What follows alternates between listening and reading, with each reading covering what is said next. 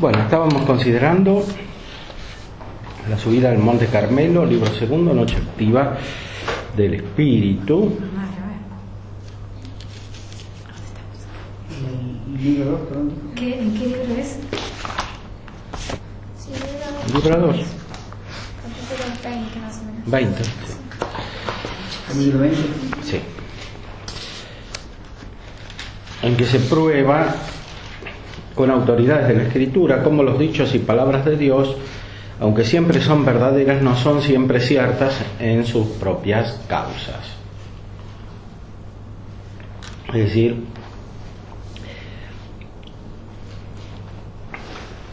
Dios habla interiormente y lo que nosotros captamos de las palabras de Dios no siempre corresponde a la realidad plenamente, porque lo captamos de una manera inferior a como es, especialmente cuando nuestro intelecto no está plenamente sobrenaturalizado, cuando no funciona plenamente desde el nivel de la gracia divina.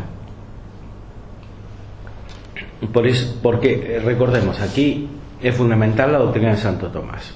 La Sagrada Escritura no consiste principalmente en las palabras, como creen los protestantes, sino principalmente en la gracia, que es algo interior, que renueva interiormente y que nos pone al nivel de Dios, de las personas divinas, de su naturaleza, y que por tanto nos hace captar los símbolos que se relacionan, porque expresan esta vida sobrenatural de una manera muy diferente que como se capta naturalmente. Nuestro Señor Jesucristo estableció símbolos que valen para todos los niveles y que se conectan con la gracia de Dios en todos los niveles de la vida espiritual, desde el principio hasta el final. Entonces, las parábolas del Evangelio, las explicaciones de Cristo, los sucesos de su pasión, de su muerte, de su resurrección, su ascensión a los cielos, todo eso puede ser captado en todas las etapas de la vida espiritual, desde el principio hasta el final. Evidentemente las palabras de Cristo son perfectas y la Sagrada Escritura es perfecta, tiene la propiedad de la inerrancia, como se dice teológicamente, es decir, no puede equivocarse porque no solo está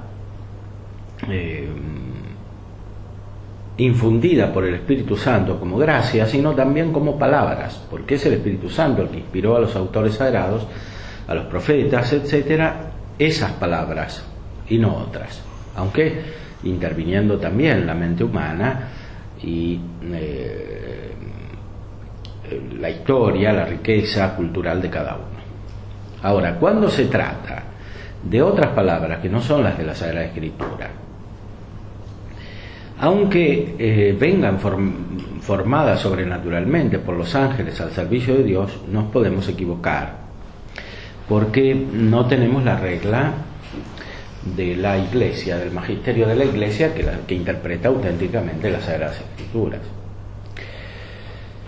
Y además, espiritualmente, de cualquier modo, la gracia siempre es más que lo que se expresa simbólicamente y más que lo que nosotros podemos entender al nivel racional. La gracia va siempre más allá. Por lo tanto,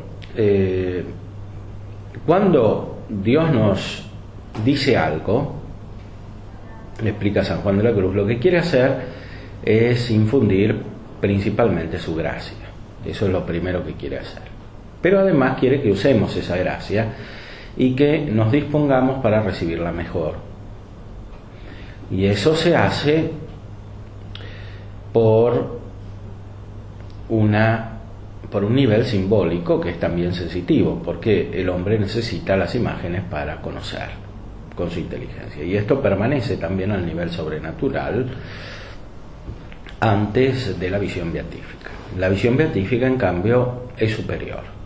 La visión beatífica es sin símbolos, porque incluso sin conceptos, sin ideas, porque se trata del contacto inmediato, directo con el mismo Dios.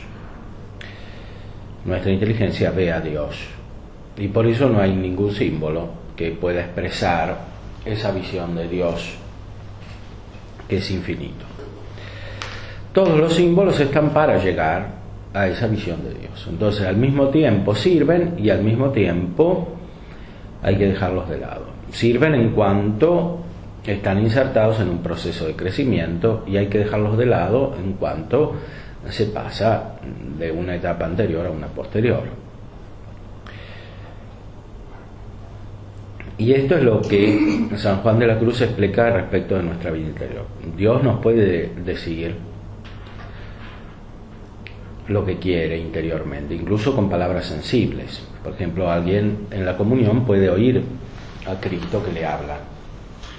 No solo puede sentir la presencia de la gracia, sino que puede oír a Cristo que le habla, o puede oír a la Virgen María, o puede oír a los ángeles, que también pueden hablar con palabras. Santo Tomás dice que los ángeles hablan sin palabras entre ellos, pero además pueden hablar con palabras cuando se comunican con nosotros, por ejemplo, cuando hicieron la anunciación a la Virgen María, o en muchos otros sucesos del Antiguo y del Nuevo Testamento.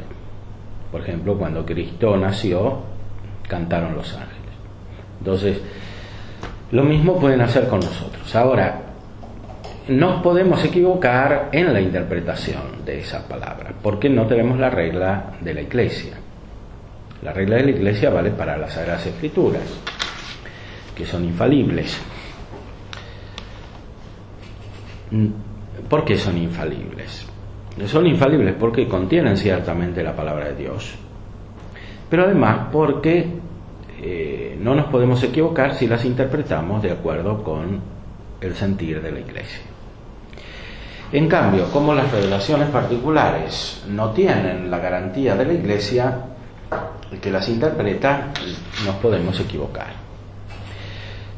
Por eso dice San Juan de la Cruz que cuando somos iluminados interiormente no tenemos que apegarnos ni a los sentimientos, ni a las imágenes, ni a las palabras, y ni siquiera a los conceptos y a los juicios que formamos intelectualmente, porque uno que crece en la gracia siempre se hace más inteligente.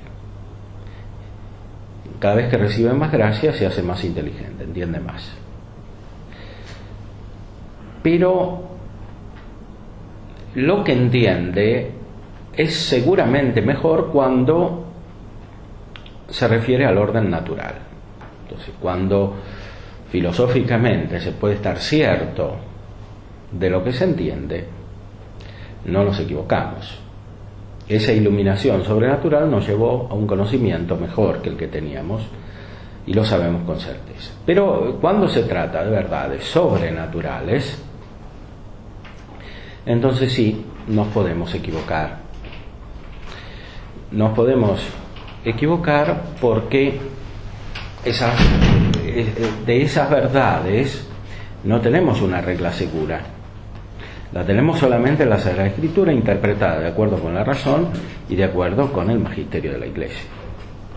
Pero para esas otras iluminaciones personales que tenemos no hay una regla segura. Por eso San Juan de la Cruz insiste mucho en que hay que ir más allá de todo lo personal, particular, para adecuarse al sentido de la fe que se contiene en la adhesión a la enseñanza de la Iglesia, que es adhesión a las verdades de fe y por lo tanto al mismo Dios que se expresa a través de esas verdades.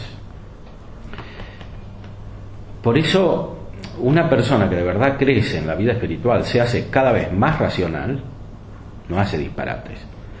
En cambio, San Juan de la Cruz dice que muchos que van adelante en la vida espiritual o creen que van adelante hacen disparates, cuando se fundan sobre su propio juicio o sobre intuiciones sobrenaturales, sobre experiencias, sobre sentimientos, sobre imágenes, sobre intuiciones. No hay que guiarse por las intuiciones, ni por las experiencias, ni por las imágenes. Hay que guiarse siempre por la razón, pero por la razón cada vez más iluminada por la fe. Eso es lo que produce la verdadera felicidad interior, que es la guía que tenemos en la noche oscura, que no es solamente la del sentido y la del espíritu, sino que es todo el pasaje nuestro por este mundo. Porque toda la vida en el mundo es como una gran noche oscura de la fe, porque todavía no vemos a Dios y porque debemos desapagarnos de las cosas mundanas para entrar en las cosas divinas, en las realidades divinas y en las realidades celestiales que disponen para las divinas.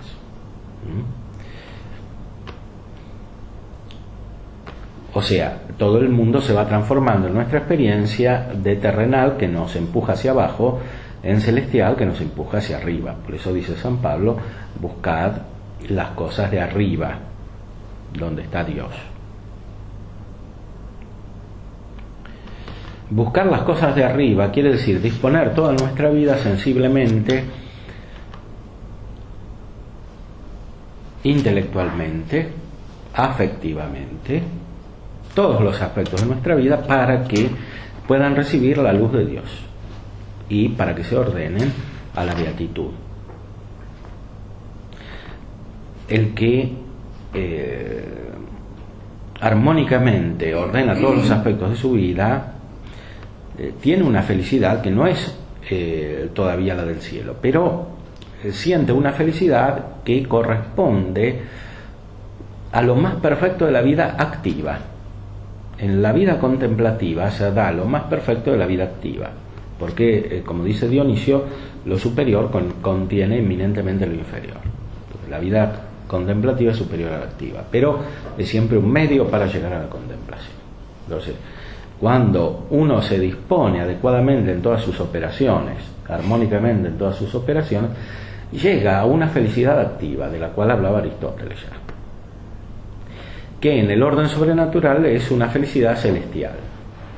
Por eso dice San Pablo que hay que buscar las cosas de arriba en la vida. Sabemos, la Iglesia nos enseña cómo se hace, ordenando todo alrededor de la Eucaristía, que es al mismo tiempo el símbolo máximo de la presencia de Dios y la presencia misma, porque la Eucaristía es principalmente la presencia del Verbo encarnado, de la persona divina de Cristo. Y todo en el mundo se ordena a la Eucaristía. La vida religiosa y la vida laical, toda entera, tiene un sentido espiritual. Está toda ordenada a ofrecer sacrificios espirituales a Dios, es decir, actos espirituales por los cuales no solamente rendimos culto a Dios, sino que nos unimos perfectamente con Él. Toda la vida se convierte en una disposición para lo que se realiza en la Eucaristía y una consecuencia de lo que se realiza en la Eucaristía.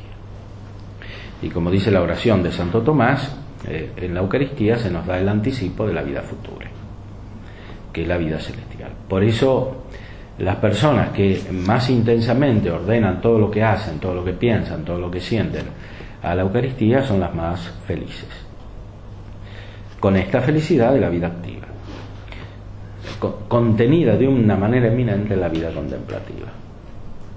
Vida contemplativa, dice Santo Tomás, es aquella en la cual todos los actos se ordenan a la contemplación, aunque sean actos en sí mismos pertenecientes a la vida activa.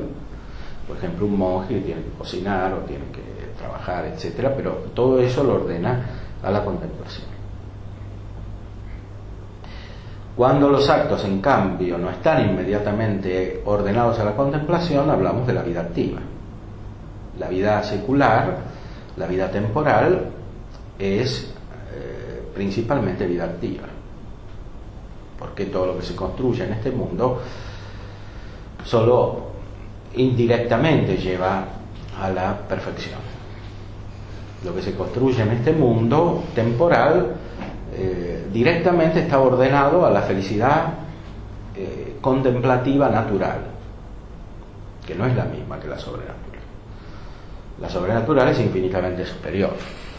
Entonces, los actos de la vida activa de alguien que trabaja, que ejerce una profesión, que enseña, que tiene una familia, que realiza actos de toda índole, temporales, de comercio, que tiene amigos en el orden temporal, todo eso es parte de la vida activa. Por ejemplo, ordenar la sociedad política, mandar en este mundo, todo eso es parte de la vida activa que inmediatamente se ordena un fin natural, que es la contemplación metafísica, filosófica de Dios, en la cual consiste la felicidad que se puede tener en este mundo sin la gracia. Ahora, cuando uno tiene la gracia, la vida perfecta es la vida contemplativa, en la cual todas las operaciones se ordenan directamente a el fin sobrenatural, es decir, a la perfecta contemplación de Dios. Esa es la vida contemplativa. Ahora, la vida contemplativa incluye aspectos de la vida activa,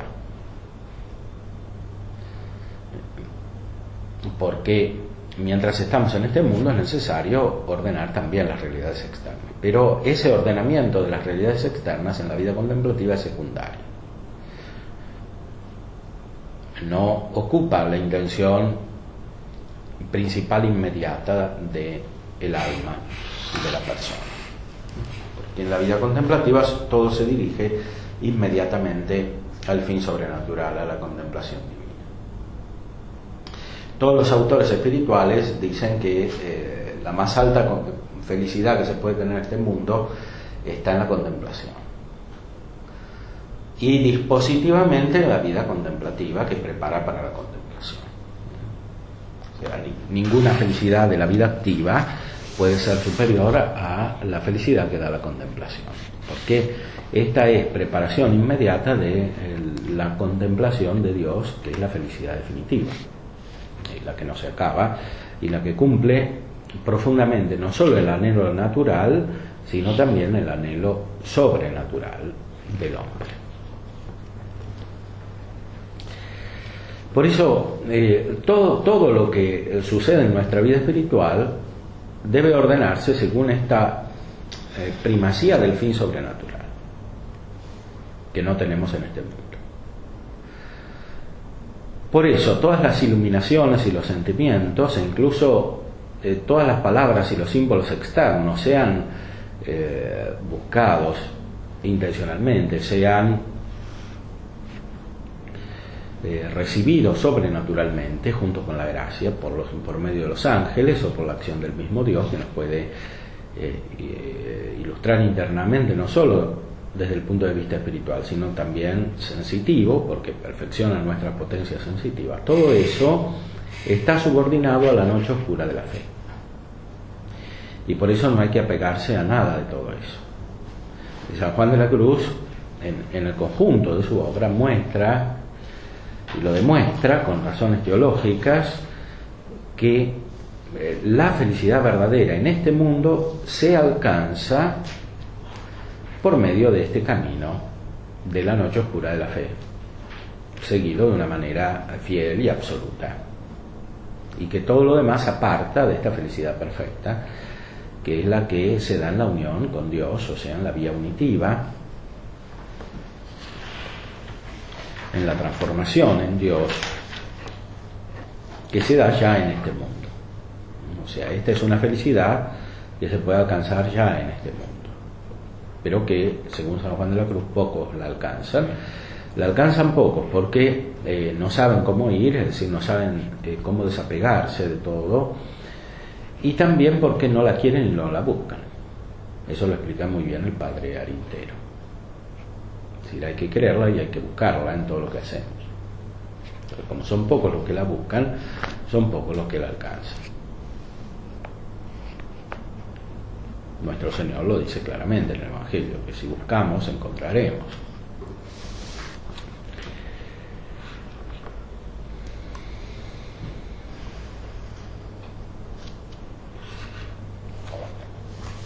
Por eso dice, por ejemplo, San Juan de la Cruz: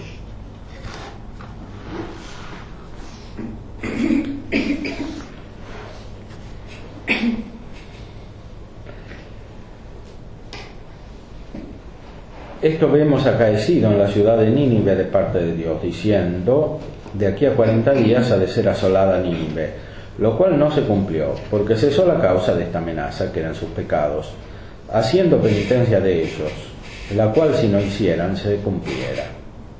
También leemos en el libro 3 de los Reyes que habiendo hecho el rey Acab un pecado muy grande, le envió Dios a prometer un grande castigo, siendo nuestro padre Elías el mensajero, sobre su persona, sobre su casa y sobre su reino.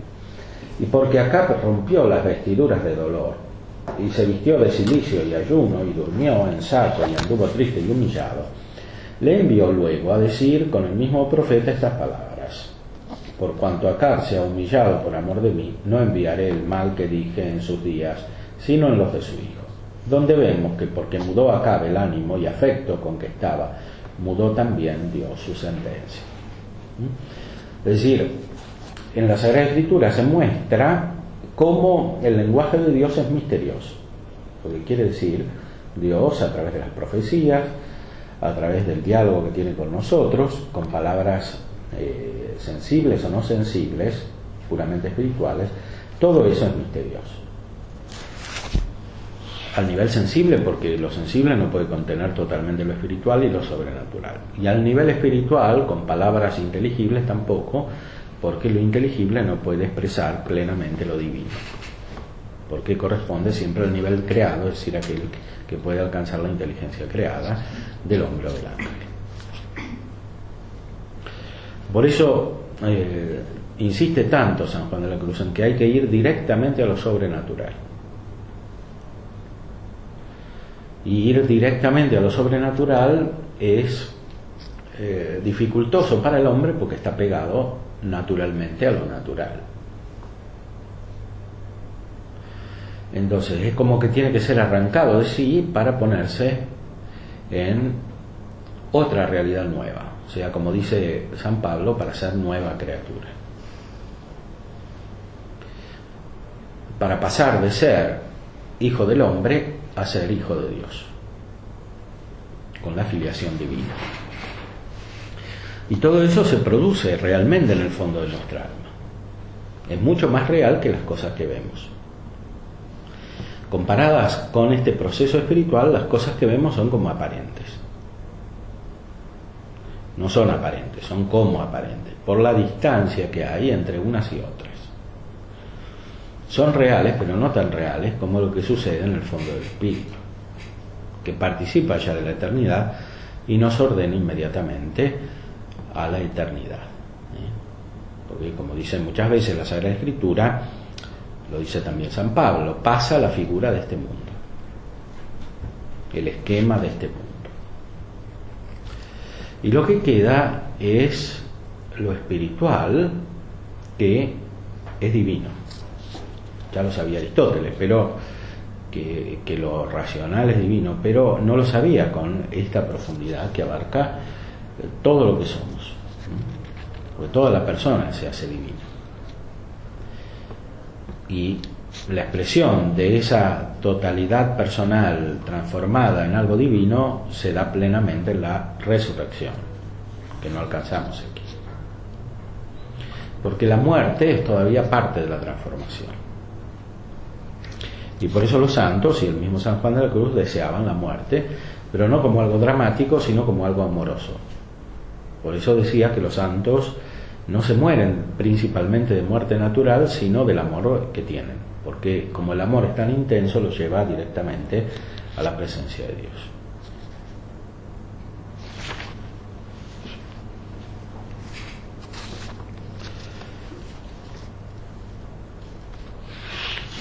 Dice que a veces Dios responde a lo que le pedimos, pero a veces se enoja, aun cuando responde. Por eso no le tenemos que pedir cosas muy determinadas que no corresponden directamente al fin sobrenatural y a los medios que conducen al fin sobrenatural, es decir, a la fe, a la esperanza y la caridad. Si nosotros pedimos a Dios lo principal, la fe, la esperanza y la caridad, la vida sobrenatural, Él la da siempre. Pero si pedimos otras cosas que no son directamente la vida sobrenatural, no las da siempre, porque nosotros no podemos conocer qué nos conviene y qué no nos conviene para llegar a la plenitud, a la perfección de la vida eterna. No lo podemos saber porque se llega por un medio sobrenatural que nuestra mente no puede comprender. E incluso cuando ya está iluminada sobrenaturalmente, no puede comprender lo que se recibe después, en una etapa ulterior de la transformación y del camino sobrenatural. No lo puede comprender. Por eso hay que ser muy moderados pidiendo a Dios lo necesario. No hay que pedir cosas muy determinadas. Aunque a veces el Espíritu Santo también nos impulsa a pedirlas, especialmente para los demás. Porque nos hace intuir, percibir espiritualmente que hay algunos bienes que a los demás sirven para recibir la vida sobrenatural. Cuanto más directamente están relacionados con la vida sobrenatural, más probablemente Dios los dará. Cuanto más indirectamente, es menos probable que Dios los dé.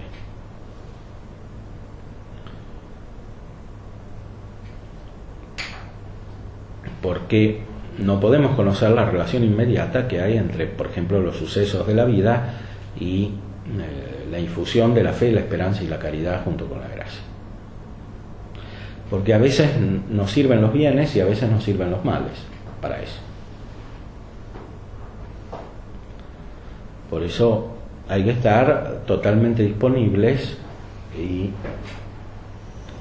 adecuados a la voluntad divina, que es lo que propiamente se designa como cumplimiento de la voluntad de Dios, que no conocemos en sí misma, sino en sus efectos, porque en sí misma es misteriosa para nosotros.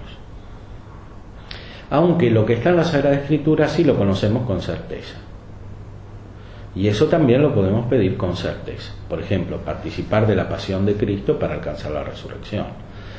Eso lo podemos pedir con certeza, porque es un medio absoluto del cual no se puede dudar. Pero otro tipo de situaciones no las podemos pedir con la misma certeza, porque no sabemos si nos conviene o no nos conviene. Por eso San Ignacio dice que hay que ser indiferente, porque a veces nos conviene vivir mucho y a veces nos conviene vivir poco. A veces nos conviene la salud y a veces nos conviene la enfermedad. A veces nos conviene la riqueza y a veces nos conviene la pobreza. Y por consiguiente en todo lo demás, dice él. Tanto más cuanto más determinado es. Si no sabemos si nos conviene la riqueza o la pobreza, menos podemos saber si nos conviene tener un automóvil, una casa o facilidades económicas o no nos conviene. Todo eso,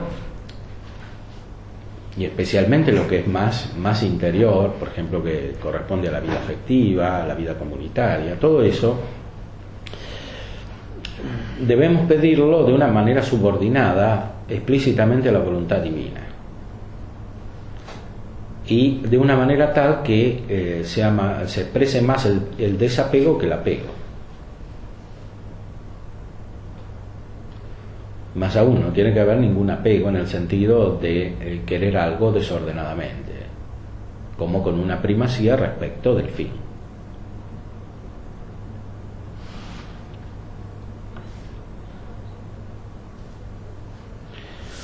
Dice San Juan de la Cruz en el capítulo 21, de donde no nos queda en todas nuestras necesidades, trabajos y dificultades, otro medio mejor y más seguro que la oración y esperanza que Él proveerá por los medios que Él quisiere. Y este consejo se nos da en la Escritura, donde leemos que estando el rey Josafat afligidísimo, cercado de enemigos, poniéndose en oración, dijo el santo rey a Dios: cuando faltan los medios y no llega la razón a proveer en las necesidades, solo nos queda levantar los ojos a ti para que tú proveas como mejor te agradare. Y ustedes van a experimentar en su vida que los medios que recibimos de Dios para realizar nuestros actos naturales y sobrenaturales que nos conducen a la beatitud son siempre más excelentes que los que alcanzamos por nosotros mismos. Por ejemplo, nos podemos esforzar en estudiar, nos podemos esforzar en lograr ciertos objetivos humanos que queremos ordenar a la vida sobrenatural, a la fe, a la esperanza, a la caridad y por tanto a conseguir la vida eterna. Pero experimentaremos que eso que logramos por nuestro propio esfuerzo es mucho menos perfecto que otros dones que Dios nos da, de otra naturaleza, sea temporal como espiritual, pero que claramente vienen de Él. Eso lo da siempre Dios de una manera más perfecta que lo que nosotros alcanzamos naturalmente, aunque sean movidos por la fe. Por eso tenemos que estar siempre bien dispuestos y más dispuestos a recibir los bienes divinos que vienen siempre como adornados de la grandeza de Dios.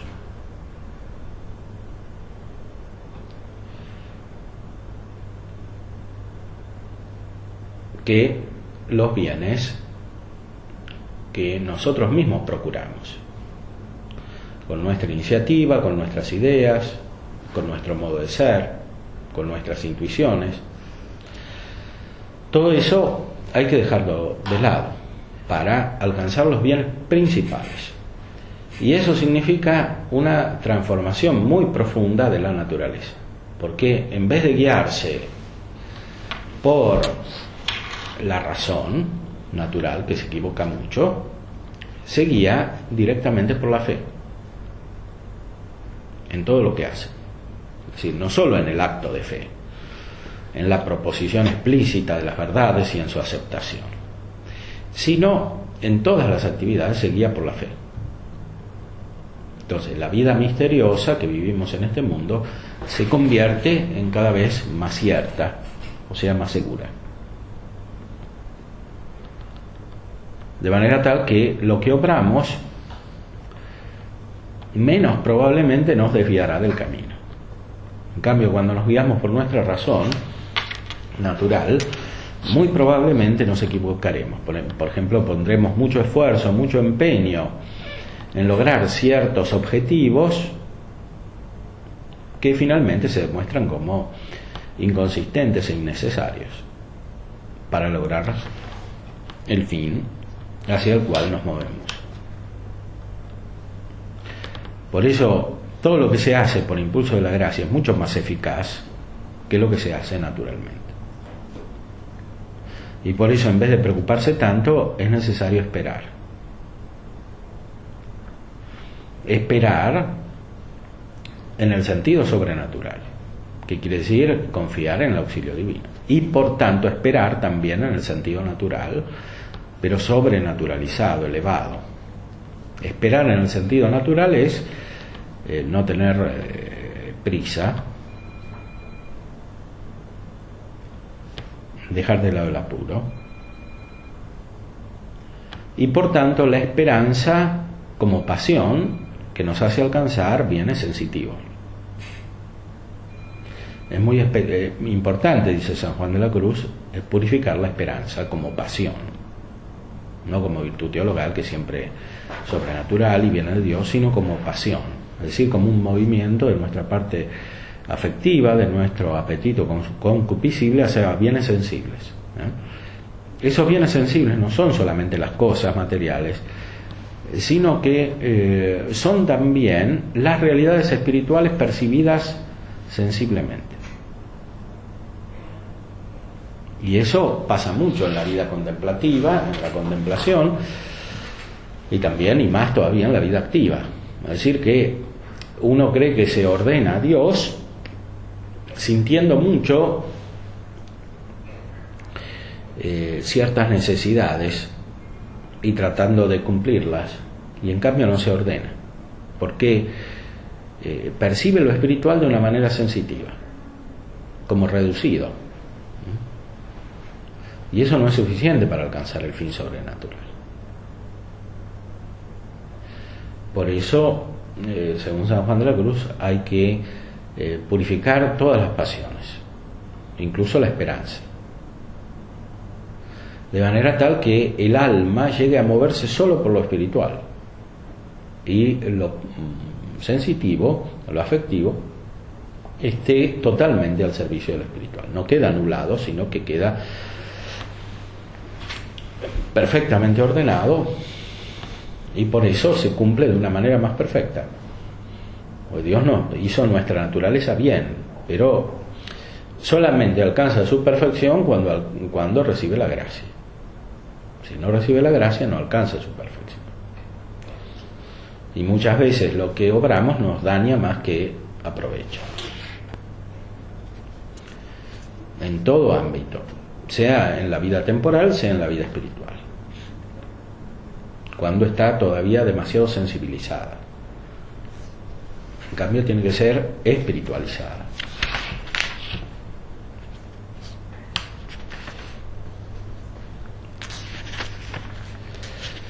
Vamos a avanzar un poco más porque ya queda poco tiempo. Explica las visiones espirituales por vía sobrenatural en el capítulo 24. De esto también hay que liberarse. Hablando ahora propiamente de las que son visiones espirituales sin medio de algún sentido corporal, digo que dos maneras de visiones pueden caer en el entendimiento. Unas son de sustancias corpóreas, otras de sustancias separadas o incorpóreas. Las de las corpóreas son acerca de todas las cosas materiales que hay en el cielo y en la tierra, las cuales puede ver el alma, aún estando en el cuerpo, mediante cierta lumbre sobrenatural derivada de Dios, en la cual puede ver todas las cosas ausentes del cielo y de la tierra, según leemos haber visto San Juan en el capítulo 21 del Apocalipsis, donde cuenta la descripción y excelencia de la celestial Jerusalén que vio en el cielo. Cual también se lee de San Benito, que en una visión espiritual vio todo el mundo, la cual visión, dice Santo Tomás en el primero de sus Quodlibetos, que fue en la lumbre derivada de arriba, como habemos dicho. Esta es como una ciencia infusa, porque así como Dios infunde las ideas a los ángeles de una manera natural, también las infunde a los hombres de una manera sobrenatural. Decimos que Cristo tenía la perfección de la ciencia infusa. Ahora, cuando nosotros vamos creciendo en la gracia de Dios, Él nos va iluminando y nos va infundiendo el conocimiento sobrenatural de verdades naturales y también sobrenaturales. Por eso algunas de las intuiciones que a veces tenemos pueden ser directamente espirituales, que provengan de esta ciencia infusa. Otras, en cambio, son demasiado sensibles, no son más bien como una especie de abstracción reforzada a partir de las imágenes. Están muy conectadas con las imágenes. Pero otras no están tan conectadas con las imágenes, son más directamente espirituales. Por ejemplo, de las cosas de este mundo.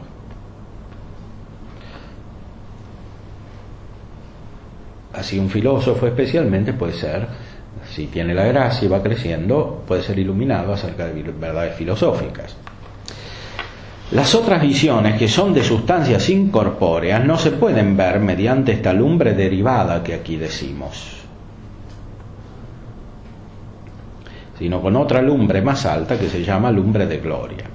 Y así estas visiones de sustancias corpóreas, como son ángeles y almas, no son de esta vida, bueno, acá debería decir incorpóreas, no son de esta vida ni se pueden ver en cuerpo mortal, porque si Dios las quisiese comunicar al alma esencialmente como ellas son, luego saldría de las carnes y se desataría de la vida mortal. Que por eso Dios dijo a Moisés cuando le rogó que le mostrase su esencia: non videbit me homo et vivet, esto es, no me verá hombre que pueda quedar vivo. Por lo cual, cuando los hijos de Israel pensaban que habían de ver a Dios o que lo habían visto, algún ángel, temían el morir, según se lee en el Éxodo, etc. Entonces, lo que es puramente espiritual en esta vida no lo podemos recibir directamente, no podemos captar los ángeles directamente. ni captar las almas, y mucho menos a Dios, que es superior a todo el orden creado. Aunque de una manera de paso, dice, a veces Dios lo da. Dios permite que captemos las realidades espirituales.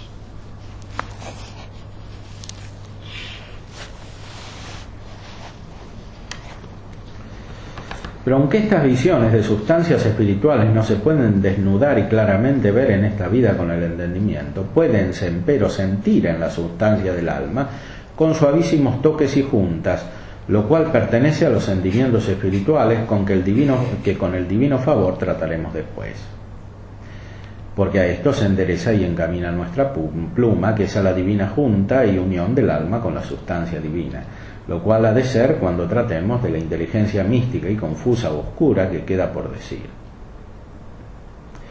etcétera. Los ángeles pueden, según San Juan de la Cruz, de algún modo tocar nuestra alma y disponernos remotamente para la visión beatífica. Pero lo mismo pueden hacer los demonios, dice él. Y por eso pueden poner, cuando nos tocan, una profunda perturbación. Aunque esa perturbación no venga acompañada de visiones externas, como a veces tenían los santos. También pueden venir acompañadas, pero pueden venir solas también, según la permisión divina.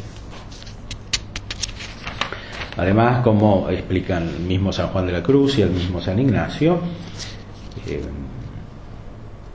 los demonios, los ángeles malos, pueden disfrazarse de ángeles buenos, es decir, pueden imitar los ejemplos de los ángeles, los efectos de los ángeles buenos, pero los imitan de una manera más burda, más externa, porque ven cómo una persona queda cuando se está disponiendo a la unión con Dios por medio de los ángeles, especialmente cuando esa persona tiene una vida de oración y sacramental en la cual intervienen los ángeles que van disponiendo. Los demonios quieren hacer lo mismo, pero con fines malos. Entonces imitan los sentimientos que producen los ángeles, pero como no los conocen desde adentro, porque son malos, los imitan de otra manera. Ahora, si una persona se apega demasiado a estos sentimientos espirituales, corre el peligro de confundir los buenos con los malos y después desviarse mucho de su camino. Por eso dice San Juan de la Cruz que es tan importante desapegarse, sea de todo lo que nos toca suavemente y positivamente, que hacen los ángeles, sea de lo que nos toca negativamente y nos perturba, sea de aquello que es positivo pero es dudoso, porque es positivo, parece bueno, pero es malo, porque viene de los ángeles malos. Y dice él que no hay que ponerse a distinguir. Es más peligroso ponerse a distinguir que dejar todo de lado, porque cuando obran los ángeles buenos siempre hacen su efecto en subordinación a la voluntad divina. Entonces, si uno se desapega de lo que hacen, no solo se produce igualmente el efecto, sino que se produce mejor, porque más inmediatamente pasamos al estadio sucesivo, en el cual seremos más iluminados por la gracia.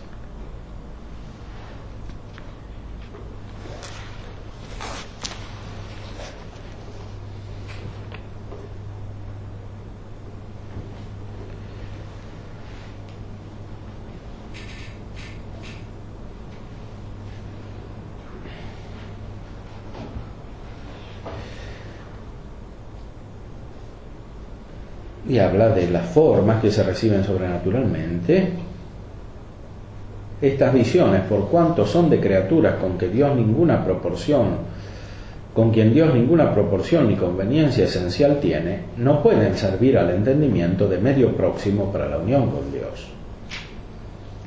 Y así conviene al alma a verse puramente negativa en ellas, como en las demás que habemos dicho, para ir adelante por el medio próximo que es la fe, de aquellas formas, de las tales visiones que se quedan en el alma impresas, no ha de hacer archivo ni tesoro el alma, ni ha de querer arrimarse a ellas, porque sería estarse con aquellas formas, imágenes y personajes que acerca del interior residen, embarazada, y no iría por negación de todas las cosas a Dios.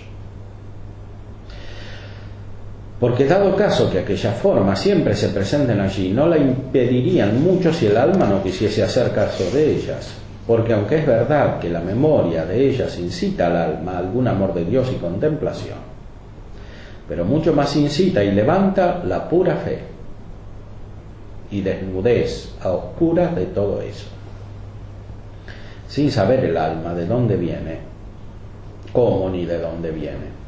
Y así acaecerá que ande el alma inflamada con ansias de amor muy puro, sin saber de dónde le vienen, ni qué fundamento tuvieron. Y fue que así como la fe se arraigó e infundió más en el alma mediante aquel vacío y tiniebla y desnudez de todas las cosas, o pobreza espiritual, que todo lo podemos llamar una misma cosa, también justamente se arraiga e infunde más en el alma la caridad de Dios.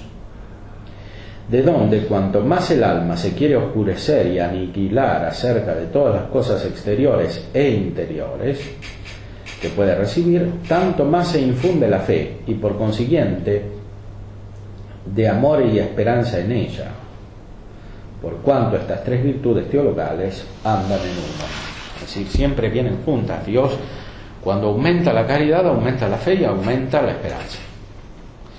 Y por eso en cada grado de crecimiento de la vida espiritual tenemos más claridad mental, tenemos más firmeza en la vida y tenemos más amor. Y eso se siente sin saber cómo, es decir, cómo nos vino. No tiene fundamento natural y ni siquiera sobrenatural propiamente hablando, porque no es que toda nuestra vida interior nos dispone en el sentido estricto a más gracia y a más caridad. Todos nuestros actos, todo lo que hacemos, es siempre la caridad y la gracia la que nos disponen a más caridad y a más gracia, que vienen de Dios libremente, gratuitamente. Por eso, cuanto más libres estamos de lo temporal y de lo espiritual, tanto más sentimos la infusión de la luz divina, de la gracia, junto con las tres virtudes teologales y los dones del Espíritu Santo. Y esa es la vida interior plena que debemos buscar absolutamente.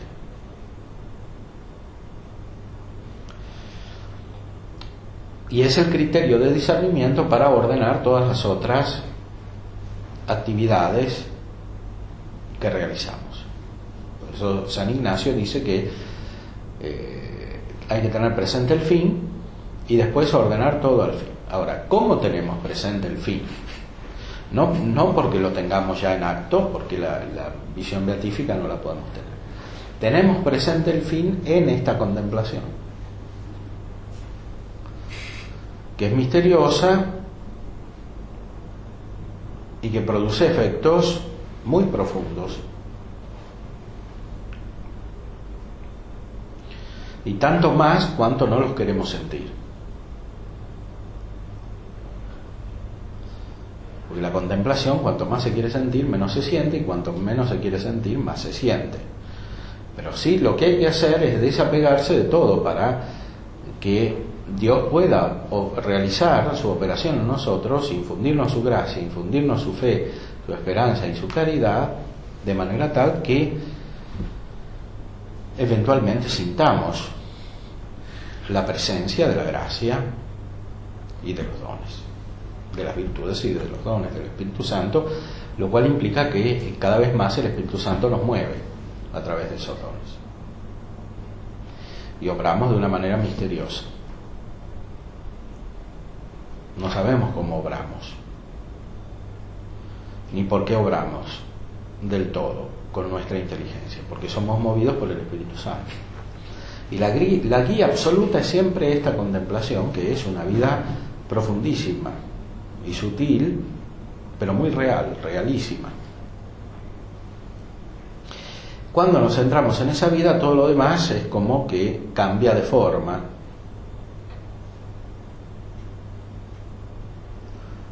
Y aparece lo que realmente es superfluo. y tenemos claridad para dejarlo de lado.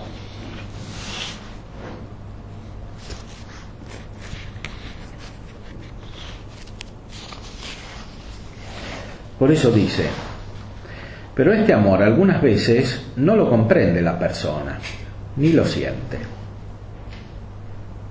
porque no tiene este amor su asiento en el sentido, con ternura, sino en el alma, con fortaleza y más ánimo y osadía que antes. Aunque algunas veces redunde en el sentido y se muestre tierno y blando. De donde para llegar a aquel amor, alegría y gozo que le hacen y causan las tales visiones al alma, conviénele que tenga fortaleza y mortificación y amor para querer quedarse en vacío y a oscuras de todo ello, y fundar aquel amor y gozo en lo que no ve ni siente, ni puede ver ni sentir en esta vida, que es Dios, el cual es incomprensible, y sobre todo. Y por eso nos conviene ir a Él por negación de todo, porque si no, dado caso que el alma sea tan sagaz, humilde y fuerte que el demonio no la pueda engañar en ellas, ni hacerla caer en alguna presunción como lo suele hacer, no dejará ir al alma delante, por cuanto pone obstáculo a la desnudez espiritual y pobreza de espíritu y vacío en fe, que es lo que se requiere para la unión del alma con Dios.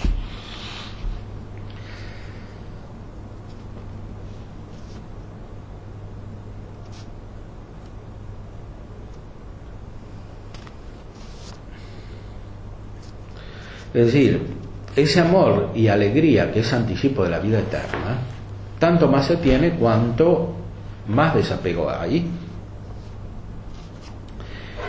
de todo lo creado, natural y sobrenatural. Y por eso de todos los estados de nuestra vida interior que no son directamente la unión con Dios, que es la que causa el gozo espiritual.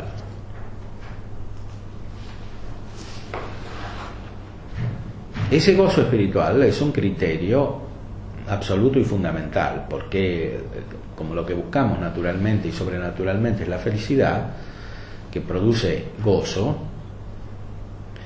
por eso siempre hay algún gozo que nos guía, como dice San Juan de la Cruz: en la noche oscura siempre había algo en el corazón, sin otra luz ni guía sino la que en el corazón ardía.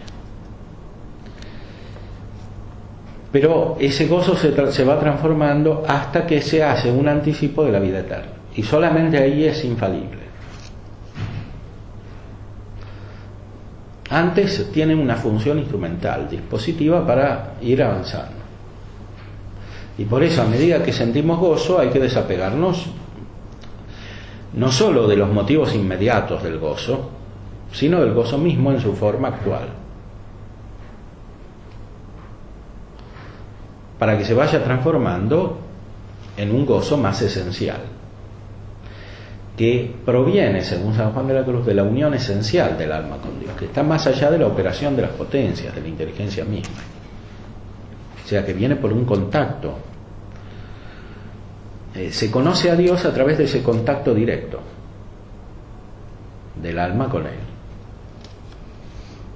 Ese contacto la sobrenaturaliza,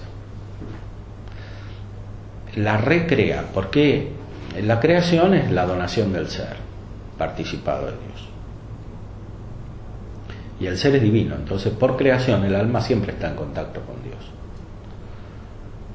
Por eso, si se vuelve a sí misma, de algún modo encuentra a Dios, como decía San Agustín. Pero por la gracia, cuando el alma se vuelve a sí misma y toca a Dios de algún modo, entonces se recrea. O sea, recibe el ser de Dios de una manera superior, que es la manera personal de ser del mismo Dios, no de una manera participada, como en la creación del ser, sino de una manera superior, la manera de ser del mismo Dios.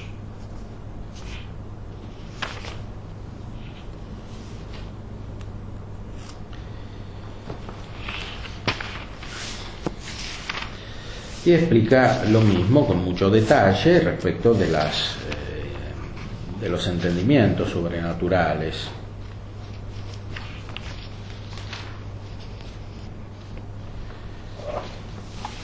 Por ejemplo, en el capítulo 26, para hablar propiamente de esta inteligencia de verdades desnudas que se da al entendimiento, era necesario que Dios tomase la mano y moviese la pluma, porque sepas, amado lector, que excede toda palabra lo que ellas son para el alma en sí mismas. Mas pues yo no hablo aquí de ellas de propósito, sino solo para industriar y encaminar al alma en ellas a la divina unión. Sufrir se ha de hablar de ellas aquí corta y modificadamente cuanto baste para el dicho intento, etc.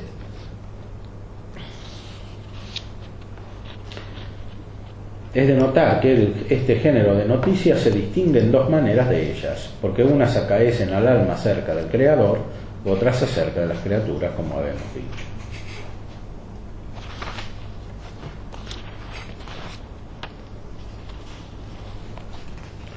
Y da algunos ejemplos de cómo se realiza. Estas noticias divinas, que son acerca de Dios, nunca son de cosas particulares, por cuanto son acerca del sumo principio. Y por eso no se pueden decir en particular, si no fuese en alguna manera alguna verdad de cosa menos que Dios, que juntamente se echase de ver allí, mas aquellas no en ninguna manera.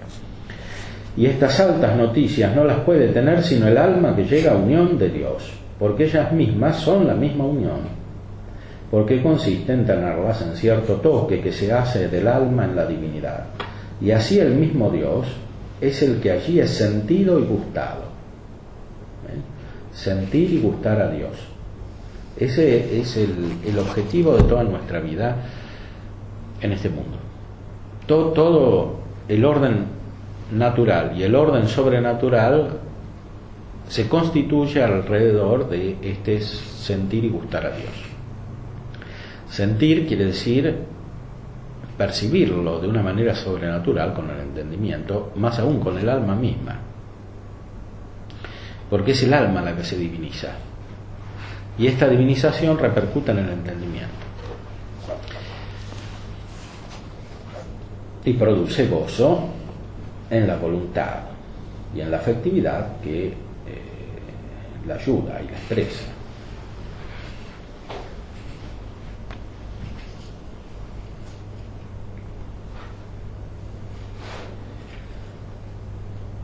Dios es el que es allí sentido y gustado. Y aunque no manifiesta y claramente como en la gloria, pero es tan subido y alto toque de noticia y sabor que penetra la sustancia del alma que el demonio no se puede entrometer ni hacer otro semejante, porque no le hay ni cosa que se compare, ni infundir sabor ni deleite semejante, porque aquellas noticias saben a esencia divina y vida eterna, y el demonio no puede fingir cosa tan alta. O sea, en toda la vida espiritual el demonio trata de imitar a Dios para confundir y para lograr sus fines. Por eso el alma apegada termina siendo engañada por el demonio. Eso ya sucede con los bienes materiales, la gente va atrás de ellos engañada por el demonio. Pero sucede más sutilmente en las cosas espirituales. Los apegos espirituales desordenados vienen de los demonios, que dice San Juan de la Cruz, es como un mono. El mono que imita al hombre haciendo morisquetas. Es lo mismo que hace el demonio cuando ve que Dios obra. ¿Podría él, empero, hacer alguna apariencia de simia, representando al alma algunas grandezas y henchimientos muy sensibles, procurando persuadir al alma que aquello es Dios, mas no de manera que entrasen en la sustancia del alma y la renovasen y enamorasen súbitamente, como hacen las de Dios? O sea, cuando el demonio actúa, lo va haciendo de a poco. No puede entrar en la sustancia del alma directamente como Dios. que pone el amor directamente, junto con la contemplación. Como dice San Ignacio, es consolación sin causa. O sea, no hay nada que la preparó. Cuanto más profunda es, más se nota que nada la preparó. Inmediatamente.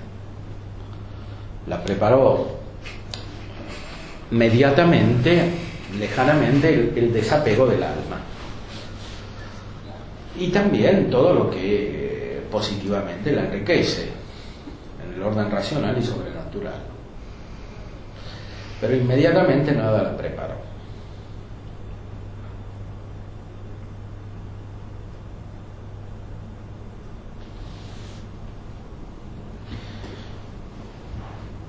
Como hacen las de Dios, porque hay algunas noticias y toques de esto que hace Dios en la sustancia del alma, que de tal manera la enriquecen, que no solo basta una de ellas para quitar al alma de una vez todas las imperfecciones de que ella no había podido quitar en toda la vida, mas la deja llena de virtudes y bienes de Dios.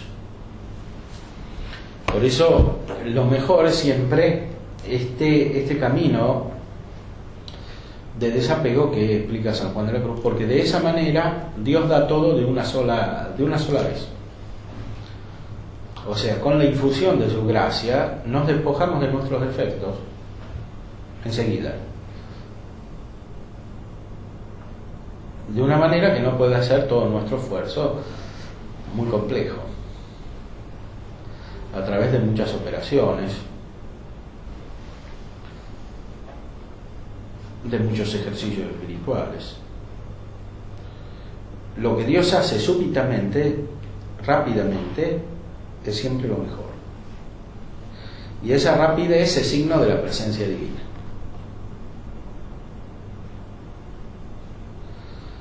Porque es signo del poder creador divino, que es inmediato. La creación, como explica San Juan, el Santo Tomás, no es un movimiento. Por eso la creación no está preparada, no es un proceso que termina en la adoración del ser. Y lo mismo sucede en el orden sobrenatural, que es la recreación. La recreación no es el fruto de lo que hacemos, sino de lo que hace Dios. Entonces, la vida espiritual, propiamente hablando, es un camino para disponerse, en cuanto es de nuestra parte, para que Dios obre y actúe.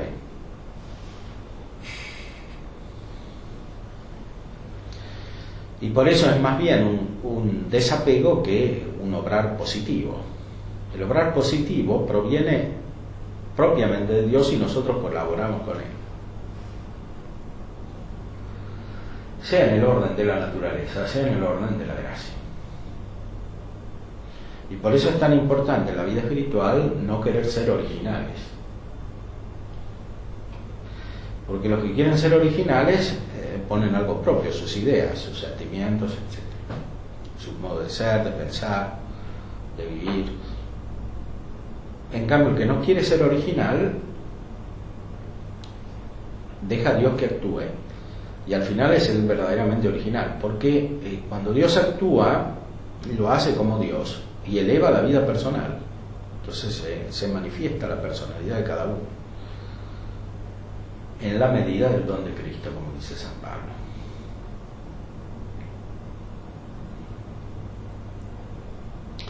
Y el don de Cristo es el Espíritu Santo que es dado a cada uno. La medida está en la gracia que es participada. Pero esa gracia es producida por el Espíritu Santo, que viene de Cristo.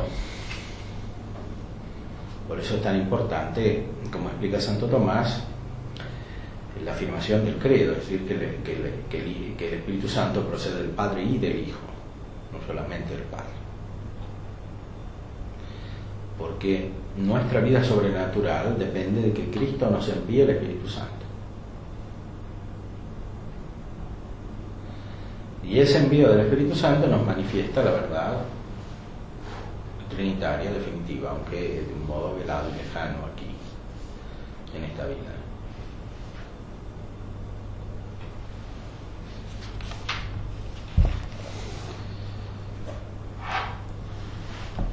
La segunda manera de noticias o visiones de verdades interiores es muy diferente de esta que habíamos dicho, porque es de cosas más bajas que Dios, y en esta se encierra el conocimiento de la verdad de las cosas en sí y el de los hechos y casos que acaecen entre los hombres. Y es de manera este conocimiento que cuando se le dan al alma a conocer estas verdades, de tal manera se le asientan en el interior, sin que nadie la diga nada, que aunque la digan otra cosa no puede dar el consentimiento interior a ella, aunque se quiera hacer fuerza para asentir. Porque está el espíritu conociendo otra cosa en la cosa con el espíritu que tiene presente aquella cosa, lo cual es como verlo claro, lo cual pertenece al espíritu de profecía y a la gracia que llama San Pablo don de discreción de espíritus. Por ejemplo, la gracia nos puede iluminar para tener certeza de que una doctrina es verdadera, o de que una persona es buena y de que una persona es mala, o que seguir una persona nos ayuda a la vida espiritual y seguir a otra nos entorpece, etcétera. Todas esas son iluminaciones que se dan en el entendimiento.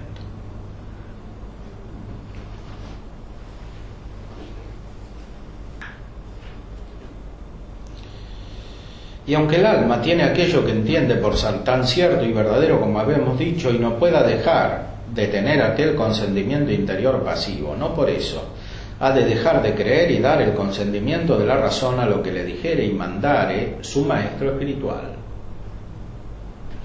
aunque sea muy contrario a aquello que siente, para enderezar de esta manera el alma en fe a la divina unión, a la cual ha de encaminar el alma, más creyendo que entendiendo. Más creyendo que entendiendo. O sea, esta es la verdadera función de la obediencia, que es muy espiritual. O sea, dado que se encuentre el maestro espiritual, que uno tiene que ir siempre buscando,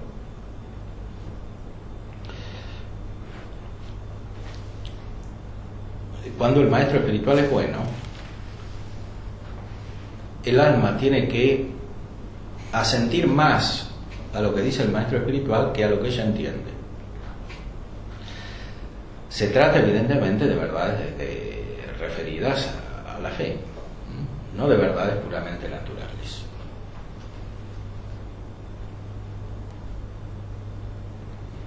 También esto se da en el orden natural, porque el maestro puede entender más que el discípulo normalmente, como un profesor entiende más que el alumno. Y cuando el alumno no sabe, hace bien en creerle al profesor. Pero en el orden sobrenatural esto es mucho más sutil. Esta es la verdadera función de la obediencia. La obediencia se realiza en realidades externas, pero esta es secundaria. La única regulada jurídicamente es la obediencia externa, porque no es posible regular la interna. Todo el orden jurídico de la Iglesia se refiere directamente a la obediencia externa, no a la interna. Pero la perfección está en la obediencia interna.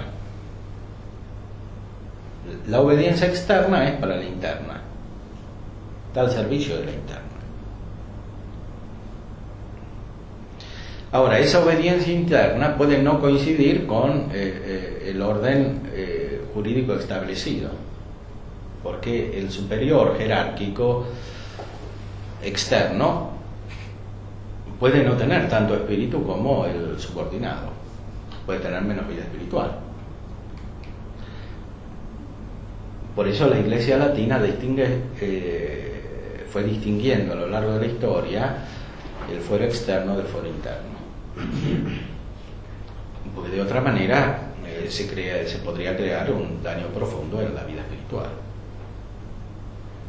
Esa distinción es una salvaguarda para los fieles,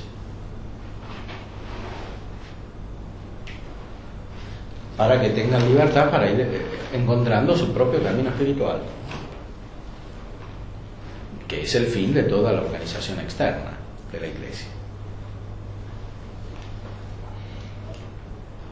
sea en la vida temporal de los laicos, por ejemplo en las parroquias, en las diócesis, en la vida de los religiosos. Todo lo externo está al servicio de lo interno y no al revés, como a veces se entiende ahora, porque es una época materialista que no capta lo espiritual. Y a veces se piensa que lo espiritual está al servicio de lo externo y no al revés.